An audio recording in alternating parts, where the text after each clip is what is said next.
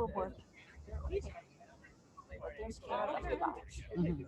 That's right. I was there last week, and I literally called Mark. I'm like, double park, and then I'm like, The guy is a problem. and I told them, I said, if anything, if a woman ever works in that garden, we're gonna be held accountable. I understand. Yeah. But what happened was the guys threatened the old man who Mhm. was guarding the gate. And he felt threatened enough that he gave it the key. Okay. So it's, you can tell him you shouldn't have done it. But I understand. yeah, And he lives in the community. he lives in the community.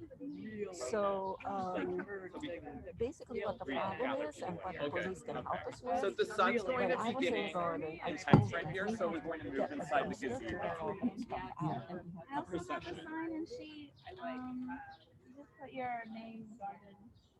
I thought you said you said it. Right. Yeah, I was just letting it be because people organically gather there. Yeah, patrol. Oh yeah, I need a mask. Yeah, I need a mask too. I know. It's never late for a mask. I go into my back pocket and get mine. Yeah. It's never late for a mask. For the next I'm straight pandemic, back.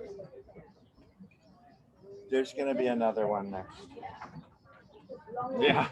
Right. Take 4 years. I mean, 4 year process. Long overdue. No longer have it. Yay, Sophie. Go, Sophie. I wonder if has Sophie seen them? Yeah, we have to send some to Quinn. Okay. Yeah, this one from So now the person speaking should be like, yeah, should we come here? Yeah. I'll say do the same. Hi there. Wow, my daughter's here. I can't listen to her again. Forever. Let's see how we doing. Oh, we're gonna. Hey,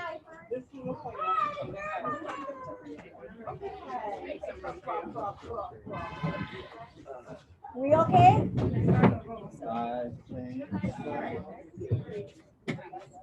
Oh, so I was trying to make space here so the person can understand. So nobody behind the, yeah. Why that space there? Yeah, go ahead. Yeah, for the. Person speaking. I do like a sticky thing. Oh, okay. Okay, so we just sit up here. This is very good. Like, Put in, sit. Well, no, that's.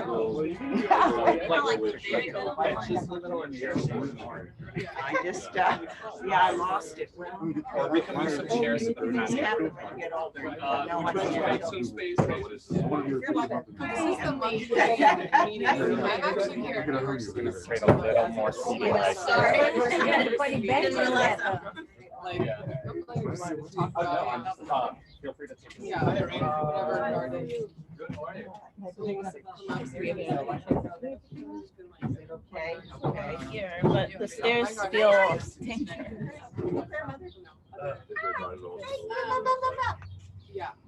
Put it anywhere. And if this is It's got a nice soft seat and you deserve it because you're. Oh, sorry. Too. yeah.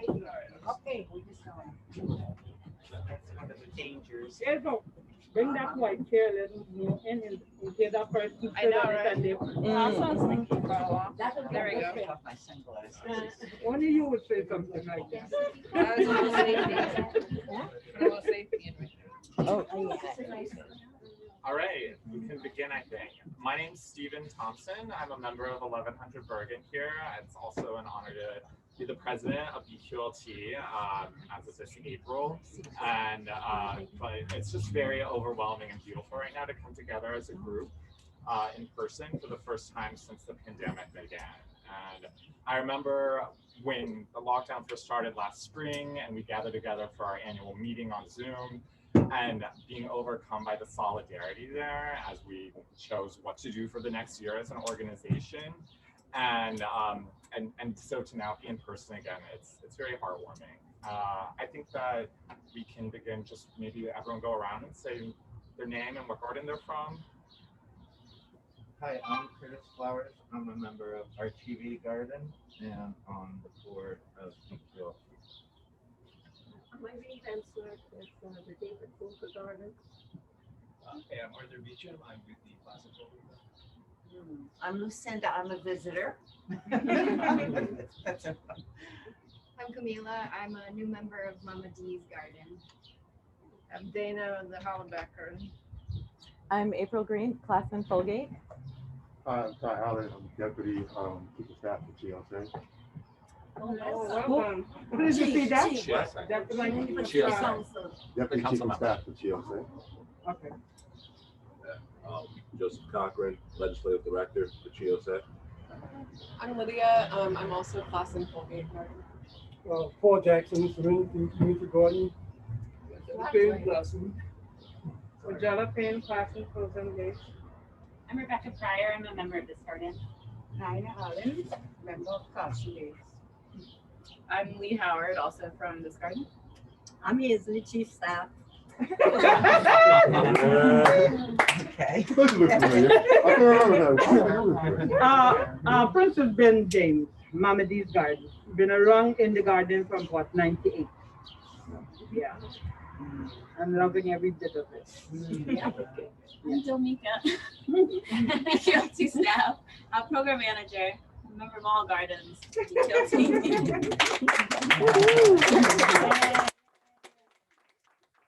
And I am Alone Still from Kew Gardens. That's a nice guy. Yeah. All right, Hazel, do you want to talk about just this garden for a minute to talk about the history of it? Oh, you're the history, right? I know this. You only want me to talk. I mean, you're the founder, the matriarch. I would like to sit back then, so can you step in the middle?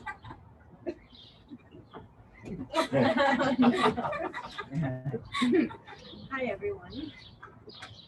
I moved to this block in 1979, April 1979. And this lot here, these lots here, was loaded with damaged cars, refrigerators, tires. And come the summer, the block association on the block invited me to join them. And this is when we started the cleanup. And that was in 1979. We started with about 16 members. I'm the Lone Ranger now. And that's only because I was the youngest one at the time. So, Land for Public Trust help us. Council and Environment, all these things gone through, but they were in existence then, and they were the ones help us, including the city, give us landfill for free, help put up a fence for free, which you can't get them to do today. So we were lucky when we started off in 1979, and we're still here. This is the product. You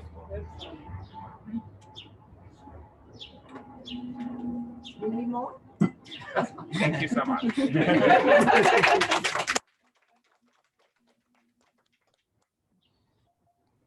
Hello, everyone. I'm not just from Kew Gardens. I'm also one of the co-chairs with Curtis in the Operations Committee.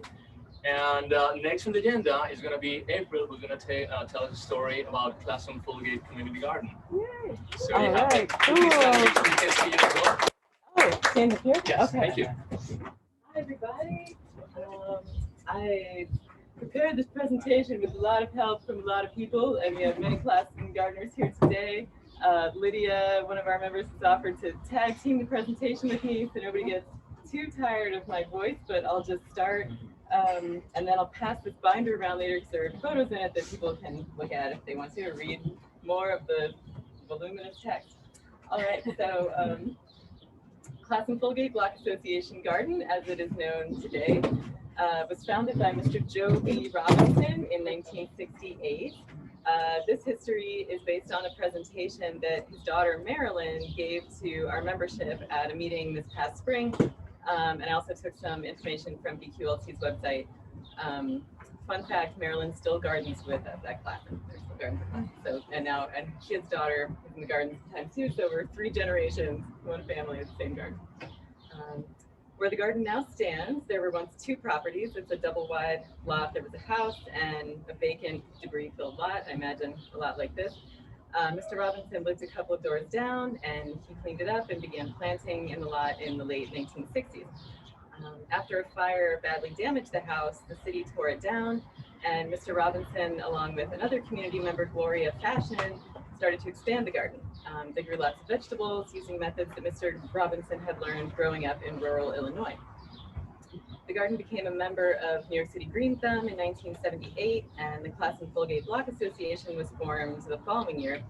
In 1983, the garden was protected by the Land Trust Group, and in 1999 became further protected by the Trust for Public Land, which is the organization that helped to found BQLT in that same year. Because Classon is an artery to the Brooklyn-Queens Expressway, it's not possible to block off the street to have block parties, so the garden apparently really began to serve as that place for a lot of community gatherings and barbecues. It grew a lot over the years, received many model block awards, and became a place for respite, sharing, and coming together. A large mural on the garden's back wall, which we have a nice photo of, pays homage to past and present residents of the neighborhood and serves as a reminder of some of the gardeners who worked so hard to bring the garden to life and have now passed on. Do you want to read about the recent past? Yeah, about 5 years ago, this first generation of gardeners began to, I guess, age out of their gardening years, so the space was like harder to be cared for, and membership was kind of starting to dwindle. And but then in 2018, there's kind of a more effort to resurge the garden, and BQLT and groups of neighbors got together to again build the garden back up and build up membership. So I guess just in the past few years, the garden group has built over 30 new garden beds with fresh soil donated by Green Thumb, which helps remediate the lead issues. There's a very active membership of over 40 gardeners now, and a wait list of 15 more people. I didn't know that. And we have 3 compost bins with this rotating compost system, and we've given out 2 rounds of completed compost. We also, there was some old wooden structures in the back, and those have been taken down, and there's a process started of building up a new back area, which has been really exciting, which has also been, BQLT has helped with that. There's a new governance system and new administrative structures. And so we have a checking account and now formal liaisons with the BQLT and Green Thumb. Oh my gosh, so much has happened in the past 5 years. And then we've also, leveling the back area and replacing that shed with a performance deck and making a lawn. So if you're ever in the area, you have to come by and check out all these changes in the garden. I think we've also been the COVID is definitely, as everyone has experienced, presented a lot of challenges to this kind of organizing, but have met a lot on Zoom. And I think that despite there's been some challenges with financial support and volunteer help and planning work days, but I think it's been really nice from my perspective to see all of this happen in such a short time. So it's been a thrill ride. Sure, yeah. So we tried to outline just some of the general stuff about the garden to give people a sense of what it's like. We have an individual plot system, so one individual, one membership, one plot generally, although families, roommates can share a plot if they like, anybody can share. We have a rock garden that's put together a lot, actually by a couple of people who were here today, using a lot of the debris that we had to clear out of the garden. So it's a beautiful repurposing of a lot of that junk. Now totally gorgeous, there's photos in here. We also have native plant beds that have a lot of pollinator attracting plants. A lot of those plants were donated by Brooklyn Botanic Garden, Green Thumb, Gowanus Canal Conservancy. We have milkweed, Joe Pye weed, bee balm, echinacea, sunflowers, lots of that kind of stuff. We have a number of trees, a peach tree, redbud tree, some hibiscus. There's a wildflower alley down the central brick path that rotates different types of flowers, and actually some bulb type flowers in the spring. And this year we have actually 2 communal beds where people can grow vegetables now and pick from whoever likes to do that. We're also dreaming about a day when we will be coordinated enough to donate extra produce to our community fridge or other effort like that. We have rain barrels also set up by certain people in attendance today, and a clever buried hose system through part of the garden that really cuts down on people tripping on the hose, kinking the hose, all that kind of stuff. It's like very, very nice to have that. So a lot of work has been done to not only just bring the garden back to working order, but also make these really nice quality of life improvements. We try to divide our communal work up into kind of areas. So there's a group that focuses on the living maintenance of the garden, living stuff, which is plants. So planting, weeding, watering, planting the plantings, that kind of stuff. Non-living maintenance, which is infrastructure, anything about water, structures, snow removal, insects, all that kind of stuff. Compost committee, events and community outreach, which has been a little bit on the back burner. Fundraising committee, and special projects, which is just that's a committee that can arise if a special thing is happening. So like our project in the back now to level the ground and make a lawn back there is an ad hoc committee that's sprung up for that. For our leadership, we are trying out the system of having a person. So there's no one figurehead person at the top. There's a committee system, which consists of heads of some of these committees that do different types of work in the garden, and then a secretary, treasurer, and a membership coordinator. For decision making, we try to have the committees reach consensus on a recommendation to bring to the group when there's a decision to be made, and then the entire membership can have the chance to vote on whether they want to do that thing or not. We've been voting basically through Google Forms because we've done almost all of this through the pandemic and on Zoom and stuff. Really looking forward to meeting more in person now that that's all hopefully starting to go away because it's really tough to do that. We approved a new set of bylaws in October 2020. It's kind of like bylaws from scratch, which there's a copy in here and it has lots of stuff in it if anybody's interested in reading that. I don't know, sorry, I left the last little diddly section for you. So what's next? We are hoping to have more open hours since now we can. So maybe having neighborhood events, that sounds really fun. Social media is like a big question mark. The garden like does have a website, and I've seen that before, so we'll see if that gets going again. And then yeah, just more gardening and hanging out together and having a good time. So. And then I can start to pass this around, but they're after the, yes, I was just gonna, I'll show you briefly like this, and then we'll pass this around. So here's Mr. Joe Robinson in an undated photo. So we have a question. Oh yeah, oh sorry. You said you've completed 2 rounds of compost at this garden. Where's that composting going?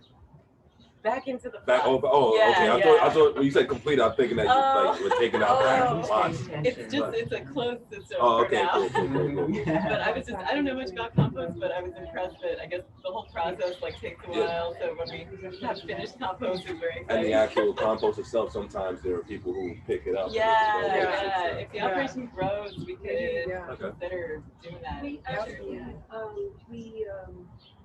a couple of years ago, the sanitation department made their compost available, and we put it on the sidewalk. Right. And they have their own list of people, and then we advertised it, and it must have been 60 bags, and they were all gone. Yeah. The DSNY is very interested in composting, and I think they'll work with gardens and others. If they want to do it. I think it would be very good if this entire district did it. Well, yeah, because we actually, so the garden is kind of on the line in a lot of ways between Clinton Hill and Bedside. So Clinton Hill got municipal compost pickup at one point, food scrap pickup, and Bedside side did not. And our membership is like, very mixed from those sides. So I think also during the pandemic, people didn't have food scrap drop off and it really ramped up. But we'll see how production, if it grows or if we accept other people's food scraps, all that kind of stuff. Here's picture of a mural in the back. Pass that around. It was apparently, yeah, sorry. This was actually, I should have put this in there too. This was painted by Mr. Robinson, who was an avid painter also. There was a piece of damage you can kind of see in the upper left corner here. Apparently during Hurricane Sandy, a chunk of the wall came down, and people talked over the last few years about trying to restore it, but then other people kind of think it's like it's a marker in time of what happened, and you can still see a lot of it. So see what happens to that. Here's an initial drawing of our bed layout, which is pretty much the same now, done by somebody here. And the rock garden's on one side, and native sort of strip is on the other side. But that shows you kind of the layout with the path in the middle. Here are the beds being built. March 2020, that photo. Here's a huge delivery of soil from Green Thumb, which was like, we don't have a curb cut in the sidewalk where we get deliveries, so we have to have somebody on parking duty, making sure nobody parks their car in there at the wrong time. Really nuts. A rendering of the back area dream that is now in process. Here's here's an in-process photo, not glamorous, that's how it looks now. And this is another photo of that area. Here's the rock garden. Sort of the front area, the front communal bed, and a couple pictures of my adorable baby helping harvest different vegetables and play with different flowers. Well, she's over there too, helping. She's over there every day, basically, with me doing stuff, getting into trouble. So we can pass this, I don't know, one way or the other. And I don't know, and there are other members here too, so we can all try to answer any other questions anybody has, or if anybody wants to add anything who's from Classon. I would like to add, I'd like to acknowledge Miss Lina. She's the oldest member in our garden. And at any time, pulling up weeds, teaching us how to plant and everything. And she does it out of love. So I want to acknowledge her. Thank you.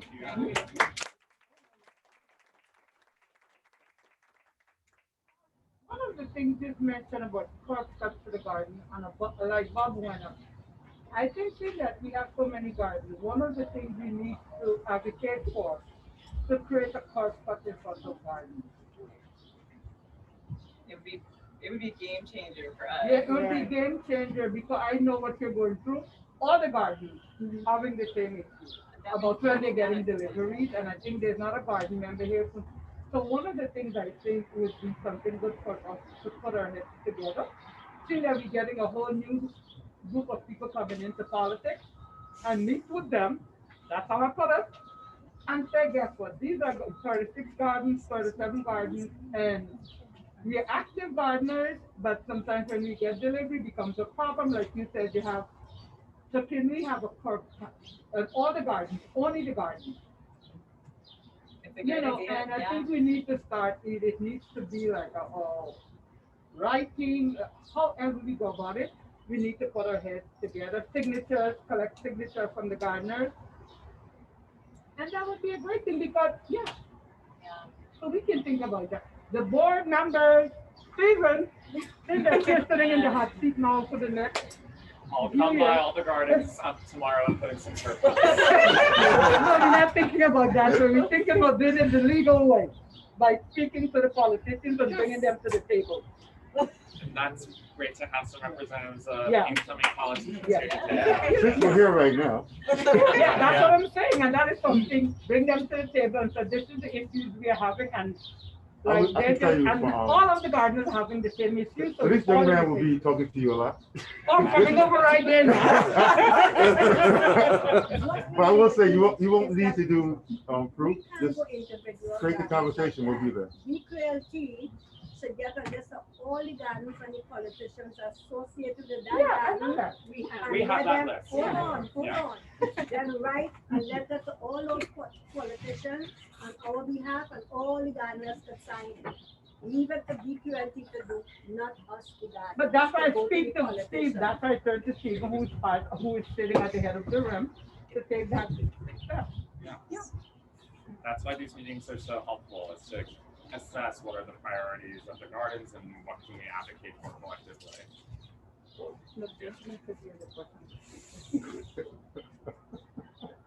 No question at all. And I have a quick announcement for our Zoom audience. I can hear you on my headset, so if you have a question, just verbally please say, I have a question, because we're not checking the chat. But if you say I have a question, I can convey the question to whoever's speaking. So if you want to ask something, just let me know and we'll make it work. Yeah, there's one person logging. Yeah, there are 2 people logging right now. Two. Yeah, great. And anybody else has a question for April and yes. Lydia, sorry. Jessup is, you're close. Jessup is your last name. Oh, sorry. It's early from Zoom, it's like always. Yeah. Or a correction, or an addition. Okay, thank you very much.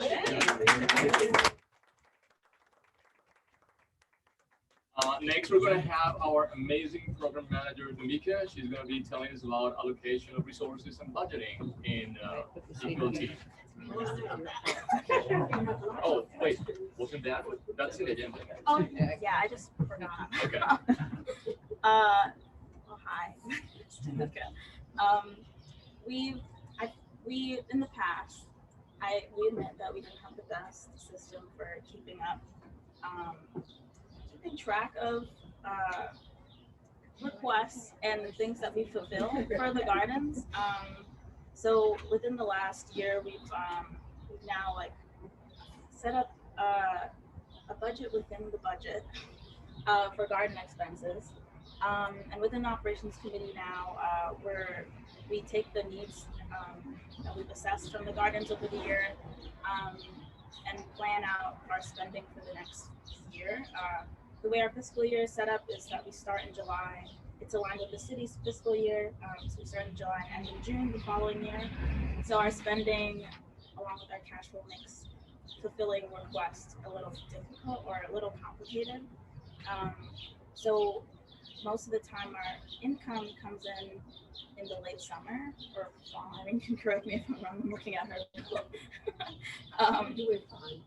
And so most of the time our spending ends up happening in the following year for the same fiscal year that's ending. We're trying to do a better job about that and have it laid out for us in advance so that we are able to fulfill some of these requests earlier in the year before the season starts, when the materials are needed the most. And so with resource allocation, it's important for us to get the input of the gardens so that we're taking a lot of the guesswork out of what the priorities are. We do know that lumber is it's a huge need right now, as well as soil for the beds and for leveling and things like that. But that was only because of the input of the gardens over this last year, especially over the pandemic, where we weren't able to fulfill a lot of requests due to budget cuts and things like that. So with that being said, this is why we're always encouraging people to join the operations committee. It's a more direct way for us to get the priorities of the gardens. We discuss amongst some. We have a spread of about 4 or 5 gardens in our committee now, but it'd be great to have maybe a 36-member committee is a lot, but we can also representation of Queens, different areas of Brooklyn, different types of gardens. We have growing gardens and sitting gardens, so the perspectives are different and allows us to get a broader view of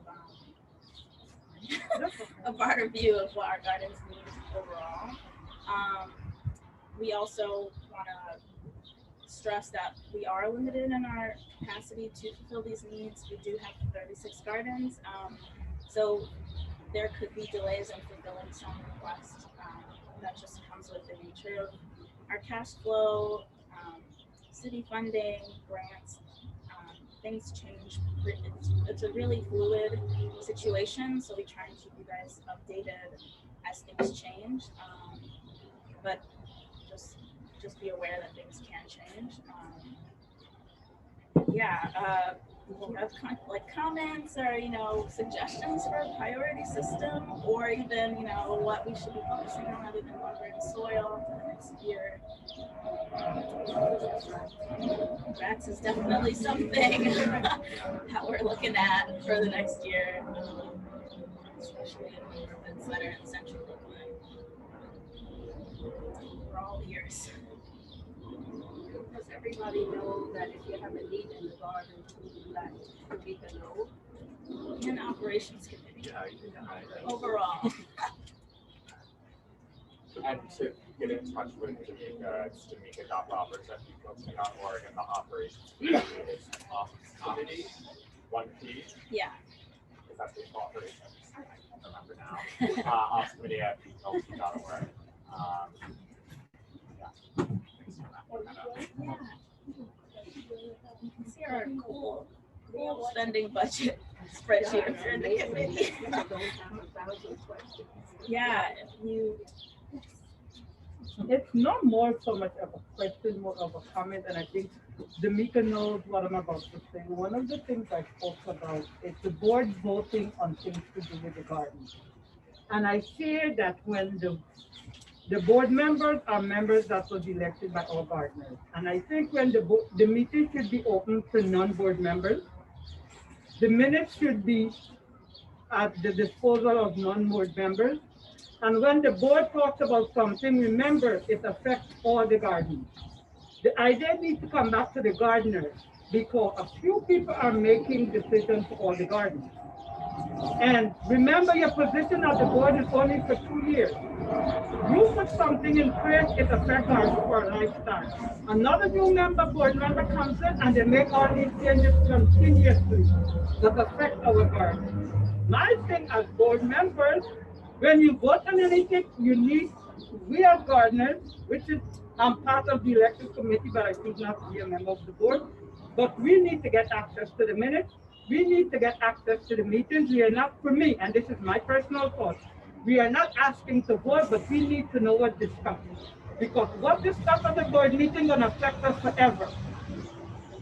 So our opinions need to come at the operation meeting, it also needs to come at the board meeting. Because the few people cannot make decisions for everyone. So that's my whole thing, and I think Domica knows about it, and I'm adamant about it. Anything discussed at the board level should come down to the meeting. All the members, we all should have access to the meeting, to the minutes from the meeting. Every member. So if decisions are made, you cannot come back and say, I did not know about that, because you had access to the meeting minutes before the decision was made. And that has been my concern, and I hope Stephen and all the members who are here can take that into consideration. I have been around the law since 98. I've seen people come in, be part of the board, and when their time to it, all of a sudden they don't have time to be members of gardens anymore. But decision was made by these people who no longer that affecting us right now. So I need that's my piece, and thank you. Thank you. Thank you, Francis. You're welcome. I appreciate your input. I feel like this is definitely what I've been trying to encourage gardens to do, just be more participatory. That's probably the wrong word. It is the right word. In these meetings, so we could take it back to the board meetings. If you want to attend the board meetings, you're definitely open to. It's not a closed meeting. I know that we don't really advertise it, I guess, now that I'm thinking about it, but we can, if that's, I mean, not if, but we can, period.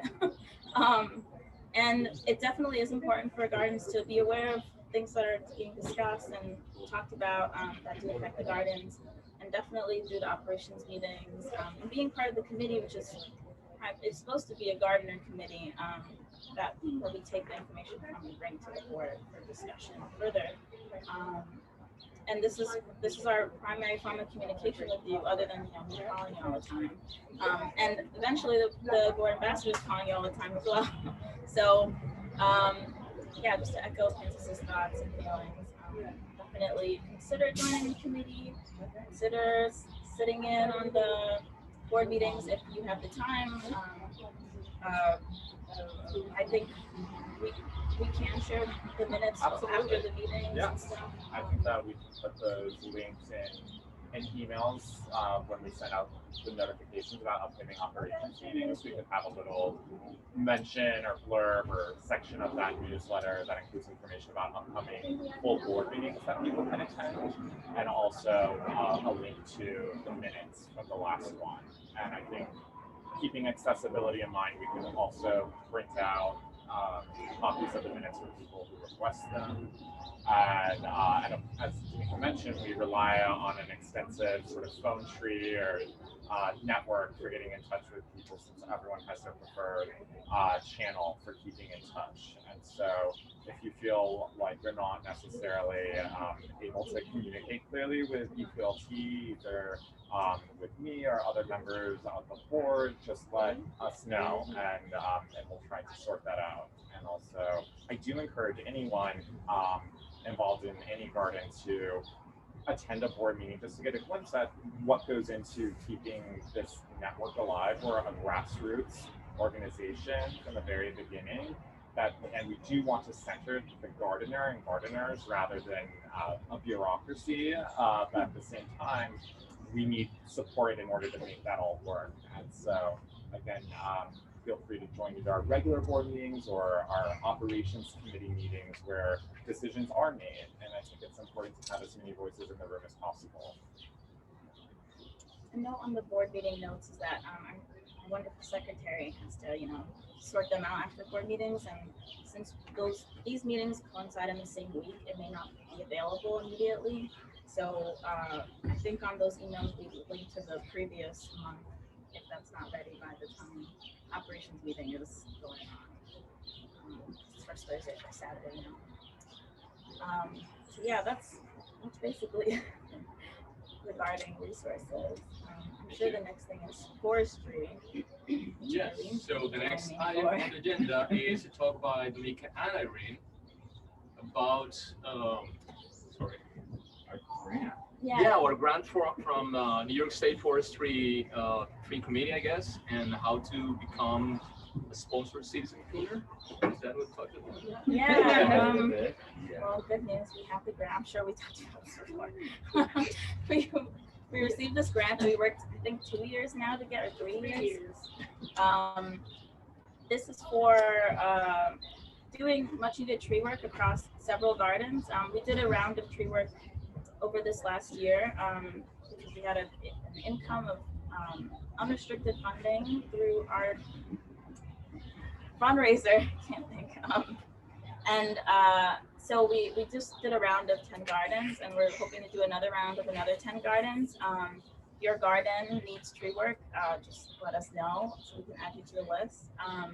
If we've already done tree work recently in this last year with your garden, you may be in a queue rather than the main list because we have to figure out, we have to address the gardens that haven't had tree work yet. So we're collecting names also today. But with the, do you want to do anything? We have some 240 trees in the 35 gardens. So we have been looking to get some funding for our supported trees for a long time. And the most obvious place is the Department of Environmental Conservation because they have the Forestry division. So we've been trying to get some money to do, how to better take care of trees. So we finally got this grant, and they're very much interested in numbers. So part of what we need to do is do a survey of the gardens and the trees, sort of an informal survey, and try to find out what are the needs of the gardens. Some gardens have fruit trees, they have regular trees, some of them are weed trees that really should be cut down. So we have to do that. And then the other thing is that we're asking people to sign up for a citizen pruner course. Is anybody familiar with that? It's part of it is on a Zoom and part of it is hands-on.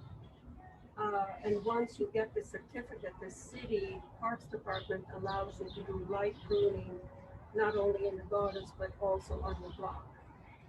So, Street trees. yeah, with the street trees. So you learn how to use the tools and how to prune and how to take care of trees. I think it's a 6-week course. Yeah. 25 people. We need 20 people. They have to pay $15 each, and this grant will make up the rest of the cost of the course. So please do be part of that. Then we're supposed to do a Arbor Day event, which will be in April next year. The committee, there's a tree committee we have to form. The tree committee will decide what that Arbor Day event is, if it's educational or an art event or a festival, or, it's basically up to the committee to decide what it's going to be and how much it's going to cost. And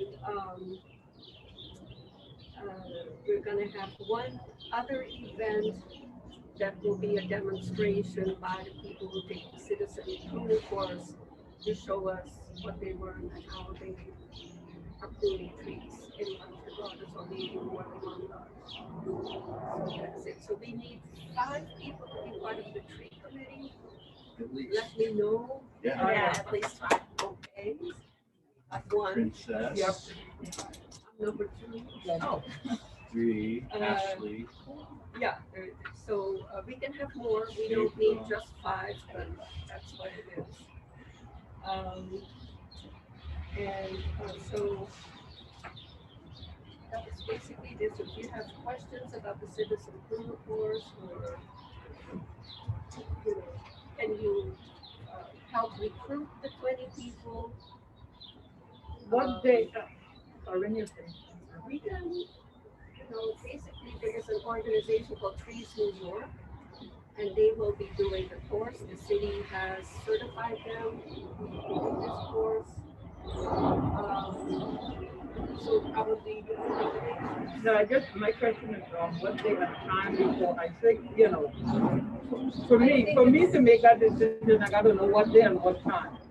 So we can I think it's flexible. They might try to figure out what's the best time. Okay. It's probably at night when we do the Zoom, and then that post event is going to be probably on a weekend, so people can attend. And the next question, Irene, is, Mama D, we have been talking about getting trees. How do you get on the list to get trees, for the trees in the garden to be taken care of? Yep. So I guess you're on it now. No, I'm not. I think it's so I feel like it's not a straightforward answer right now. We're working on making it a straightforward answer. Before I came on, when it might have been a different, you might have been applying for this grant before, and we had a tree survey done of all the gardens to figure out what the health of their trees are, how many trees were in each garden, just to get an idea for a different grant, another grant before my time. And we, on that list of the trees for all the gardens, based on the health of the trees in some of the gardens, we chose 10 gardens for that forestry grant that we applied for the first round. And so those were the priority trees to take care of because they were deteriorating. Either they were on the verge of death or they were diseased. They just needed to be removed as soon as possible or pruned back to improve their health. So that's what that first round was based off of. I can't recall any tree queue in the past before that. So because I just came in on 2017, so it may have existed, may not have existed before me. But after that first round of tree work that we were able to do recently, it wasn't through this grant, so now we have an opportunity to do 10 more trees.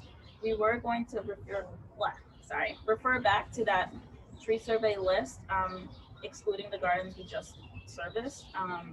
to look at if the state of the health of any of their trees were like a 1 out of 5 to have in our list, based on if we worked on them in between those years and now as well. And then the other gardens would come from getting information from you guys on the state of your trees at this time. Yeah, if your garden needs tree work, we'll make a list of all the gardens. Yeah, you remember you were in there when Greene came and there were 2 trees in our garden. And that's years ago that's supposed to be on the list that needs to be taken down because they are rot from inside. If you look in, you can see the huge hole in the trees, and that was placed years ago. So that's the reason why I asked this question, how trees are being placed on the list. Because for me, I think this was done so many years ago, I would assume that Mama D's would have been, seeing that we have 2 trees that was deemed to be taken down years ago. I assume we should have been on the first 10 trees, and that's the reason why I'm asking how trees are being placed on the list.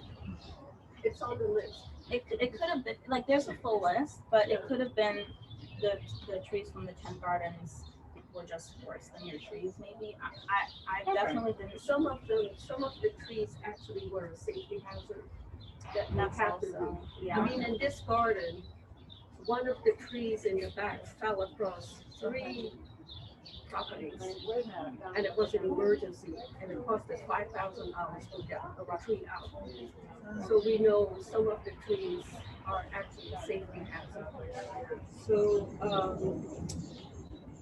it's on the list. We know about that tree. The next step will be for us to go in and get this price.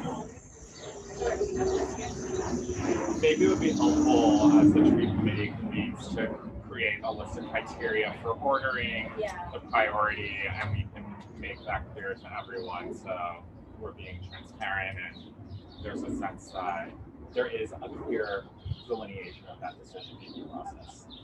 Thank you.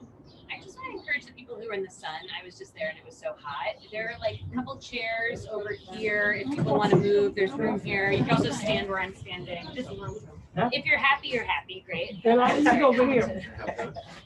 This is basically, we have some masks, that are from the BQLT. So basically, you have to go to a place and you have to have a mask. Yeah. Can I just go stand? Yeah. What we were just discussing, I think, is a really appropriate segue into reviewing some of the workshops. I'll let this disseminate.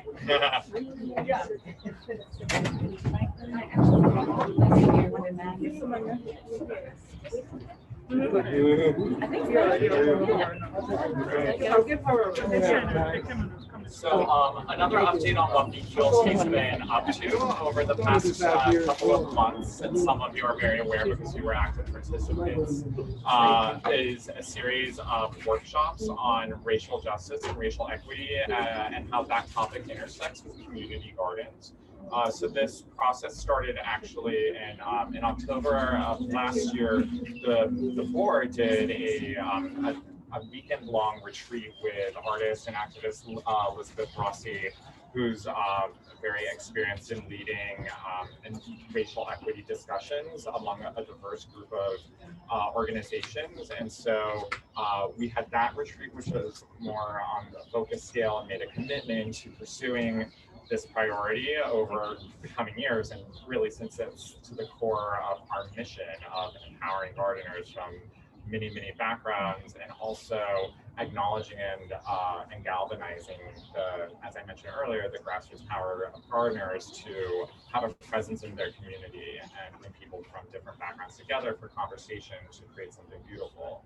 And so we decided to do a series of 3 workshops over this season that were on Zoom, and we had between 12 and 24 people for the 3 of them. The last one was last weekend, and so thank you everyone who spent the time on that, because I know just being in a garden is a lot of time and a huge commitment, making sure your plot is hydrated. And so then to put in the time to really dedicate yourself to this topic means a lot. And the goal of these workshops was to initiate a conversation, try to synthesize some of the priorities of how to apply a racial justice lens to the garden experience, the community garden experience. From the workshops, there arose a couple of key questions to apply that lens to, and that included the decision-making process among gardens, each of which is very specific, but how do the different racial backgrounds and makeups of different gardens and garden members impact that decision-making process, and how can we make sure that decisions are made in an equitable way, that the decision-making process is made in an equitable way. Of course, that all has to be at the garden level, but it always has to take into account the issue of race and racial justice. And then this, one of the other priorities that rose to the fore was interpersonal relationships. How are we speaking to one another? How are we welcoming new members? How are we honoring garden elders and planning for succession for garden sustainability, but also with the lens of how are we making sure that this is a racially inclusive garden and also community of gardens.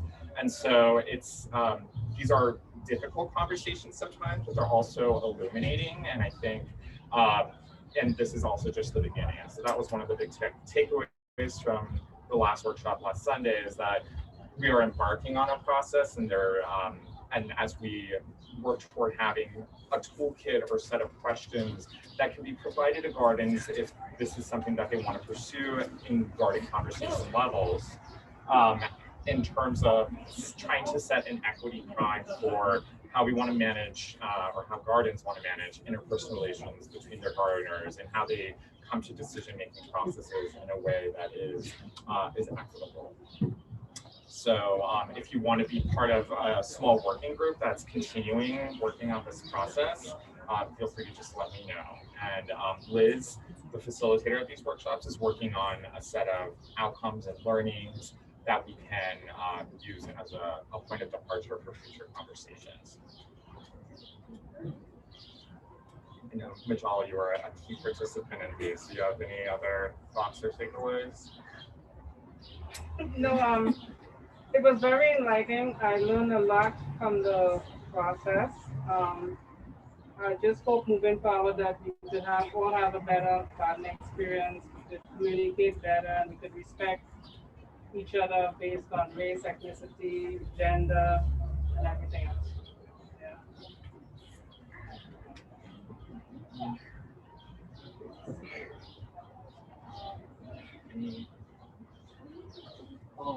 No, we're in the section of reminders and comments, right? Yeah.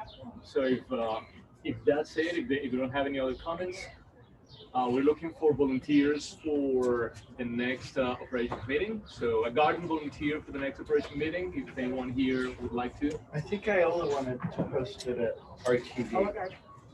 Okay. That works. Oh, okay. Where is that? Oh, yeah, that's it's a Midwood style. Flatbush, yeah. Domica. Children and Rogers. Okay. It's not bad. No, that's good. Because it's like the number 2 train. So, yeah. Yeah, to Beverly Road. Oh, Beverly Road. Or Church. I think Church is the closest. Yeah. Beverly's maybe closer. We'll send directions. Okay. It's just they just got on the 35 and get off at Beverly, right? But you got on the local. The local. 44. 49. Okay. It's between where and where quarters. Between 2 blocks again. Oh, right. Yeah. So you. Do you remember which 2 blocks it is? It's easier. The 2 blocks. Rogers. So you can take the 49. Yeah, the 49. Yeah, the 49. Yeah.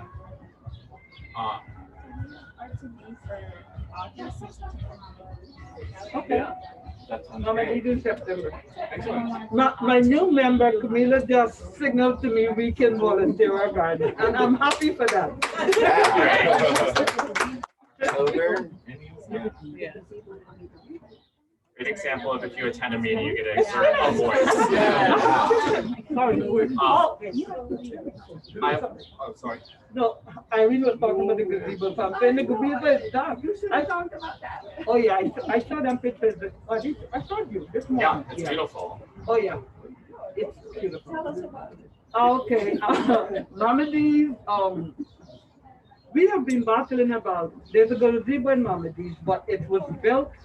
And when I joined the garden in 19, the gazebo was there, but it was built on the ground. So you know when you build something on dirt, what eventually happens. Over the COVID, they started doing the dance. And the dance is going from one side to the next. So so I spoke to the board, Stephen, everybody, and they decided, so we were going back and forth with Curtis and Damien, if we're gonna do this, if we're gonna do that. And I'm saying, being a country girl for a British guy, and I know if you put bricks down and rocks down, eventually move. So we decided to put concrete. So it's the young man came and he put our gazebo down. So the structure was laid, and our gazebo is on a concrete structure. But the way he built it, it's built like an hexagon. Because gazebo shape, so there are corners that we can put top of plants to build ambience. It's so, I have pictures of it on my phone that I took. It's beautiful. So when you come to our garden in September, you will see our new gazebo sitting on. It's beautiful. Right. And thanks for BQLT. All right. Yeah. yeah.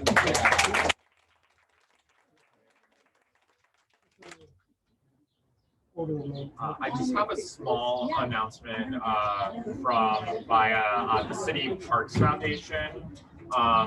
They have a NYC Green Funds grassroots grant, and so individual gardens can apply to this for up to $3,000 to support the stewardship, maintenance, cleanup, and beautification of gardens. And what was I going to say? And so if you're interested in applying for that, the deadline is actually this Wednesday, but they want to make the application process to that as simple as possible. And so I can put you in touch with their staff if that's something you're interested in. Yeah, can I take the name of that? Yes, it's the NYC Green Fund Grassroots Grant, and this is through the City Parks Foundation. Thank you. And Partnership for Parks, which is the nonprofit campaign for the Parks Department. Okay. Thank you. Anything else? More recruitment to the operations committee. Oh yes, join us. We want to have a group of people to work on volunteer activities. So like New York Cares, and it has a Citizen, NYC. Right. So volunteer efforts. So this is part of our efforts to kind of, we're not rebranding the operations committee, but we're trying to be a little more organized. So we were talking about branches of the operations committee, and one of them would be just volunteers, working on recruiting and helping set up volunteer days in gardens, connecting with different volunteer organizations, and the coordination between that the garden and that organization.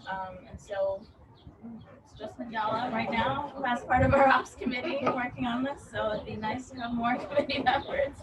And so yeah, that's really asking. If anybody's interested, let me know. And maybe some of you are part of gardens who had members who can't be here today, but seem like they're real leaders and interested, and not just being part of a community garden, but this is a movement. This is something really radical to be the owners of deeds of 35 gardens and also the leaseholder of one. And so that needs to be sustained. And so please feel free to let your garden groups know that we need extra help to make that happen. Always. So it seems like our next meeting will be at RTV. We'll send the information and an email ahead of time as usual. Yeah, that's going to be in 2 weeks essentially. Yeah, well, yeah, actually it's a little sooner than I had thought. You had this one for October, you had said? Oh, and September, it seems like Mama D's will be the garden hosting, but October is Serenity is offering for October, but we Yay! have set the 3 gardens for the next few 3 months months in in one the meeting. season. Yeah. Awesome. You have someone over? Oh, no. Oh, okay. Serenity, yeah. They have a beautiful new garden. There are the baby garden of BQLT. Yeah. Excellent. They look great, so we'll have people there. Before we I just wanted to introduce myself. My name is Chi Ossé. I am the next council member of this district, the 36. Thank you. It's such a privilege to be here and to hear from people that care about their communities, about community gardens. Now, this is my community garden. I don't live too far away from here, so to be convening in this place is really awesome. I just wanted to go over a couple points in terms of what I could do within my capacity in the city council when I do enter in January of 2022 when it comes to nurturing and taking care of our community gardens. I'm definitely going to be looking into capital funding that will support any fiscal needs that our gardens need in order to survive and thrive. So I just wanted to just say hi to everyone, introduce myself to you all. Hopefully at the end of this, we can exchange some contacts. You can reach out to me in my office if you need any support within your own respective gardens. And hopefully we'll continue building our relationships. And I hope that I can be of service to you when it comes to any of your community garden needs and community needs in general. So thank you for having me here today. I have a question kind of based off that, and I just don't know the way it would work. So for example, if we were to apply to discretionary funding to our local city council member for this garden, could part of that funding also go to BQLT, or how could that be, or would it just be focused here? Does that the way I understand it is you have to be Chapter 1C3 tax exempt in order to apply for discretionary funding. So, and we always have to deal with that issue. You know, you get a grant and you have to weigh what every garden needs. And so then is the way that it would work that BQLT would apply for discretionary funding, and then that money would go to the garden. Where's the BQLT headquarters? Is Yeah. It's in downtown Brooklyn. Okay. Let me right here. It's just me. Nice. Wherever you are. Wherever you are. So right now it's here, right? Wherever she is. Our office is in the YWCA. Okay. So we're on the corner. Okay. But that is exactly my question. Like, does it matter that they're not in your district? I think we're going to have to definitely look into that. I mean, we'll definitely look into that, but I'm sure that, you know, especially when it comes to. You have 5 gardens in your district. Yeah, so that's what I would say would have to pertain to the gardens that reside in the district. Can I ask a question? Seeing that BQLT, they fall under like 36 gardens. And presently now they're having an issue with the home space. How can they come to the elected official, trying to seek help, asking the politician, I don't want to use the word help, but I'm going to use the word help anywhere, that to help them to get a home base. Because like Irene just said, we are in a closet at the Y. Can we come as a group, come to you and your colleagues and say, guess what, we are BQLT, we represent 36 gardens. This garden is going to be there. This is how I tell people. And one of our members can say, even when I die and gone, somebody else is going to take over the garden. You can never develop on these spaces. It remains open. With that said, how can we come to the elected officials for help? So our head office within the BQLT can get a home space and they don't have to be running around or working from a classroom.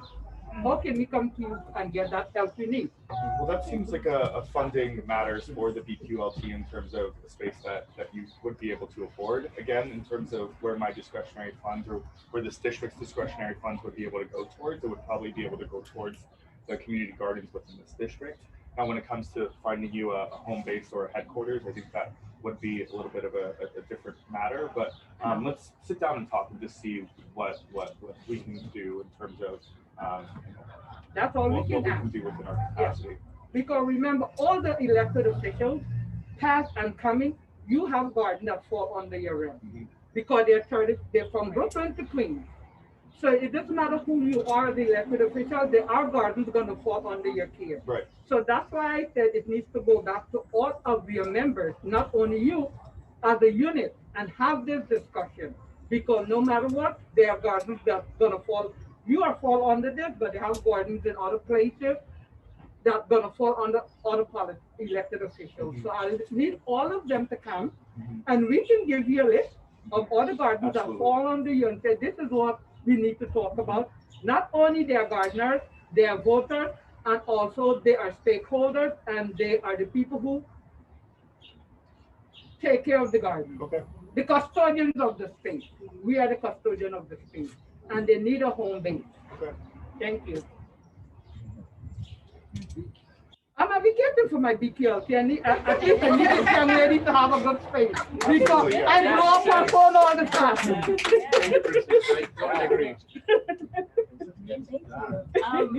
And have you reached out to any of our current electeds about the matters in terms of getting a home base and? No, I just thought of that. Okay. I know that because of our cash flow issue, we've been shy about applying for more money because usually with discretionary funds, you have to front it first. And if we don't have that income to front it, it's hard to apply for more for reimbursement. So getting an actual office will probably be a lot of money. And so that I feel like that's probably part of it.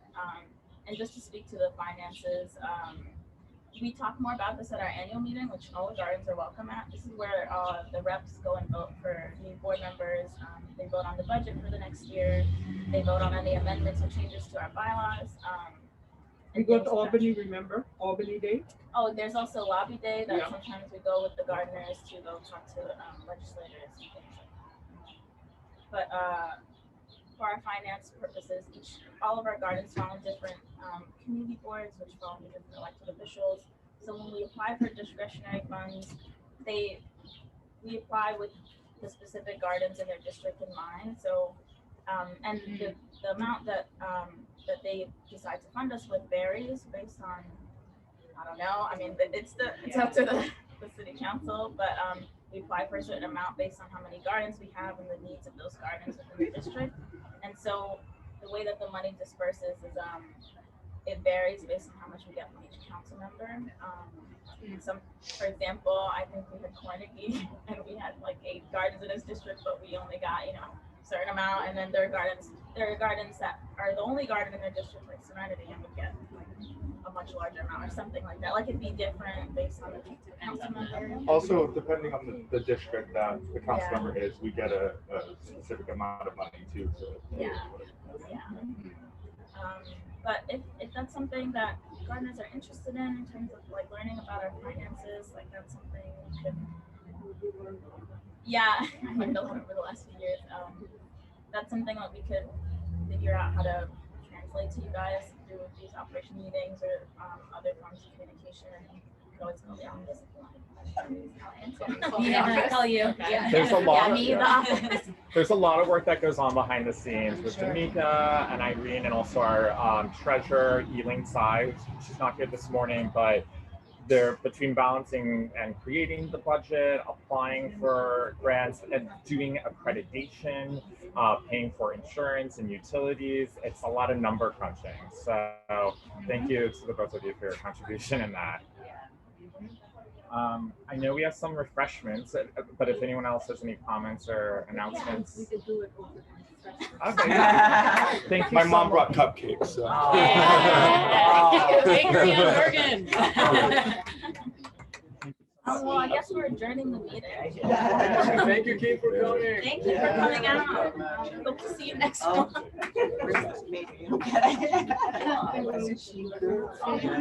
Yeah, very.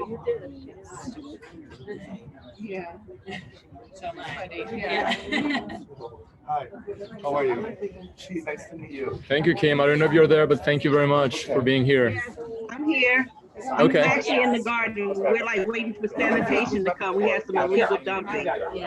Oh, that's beautiful.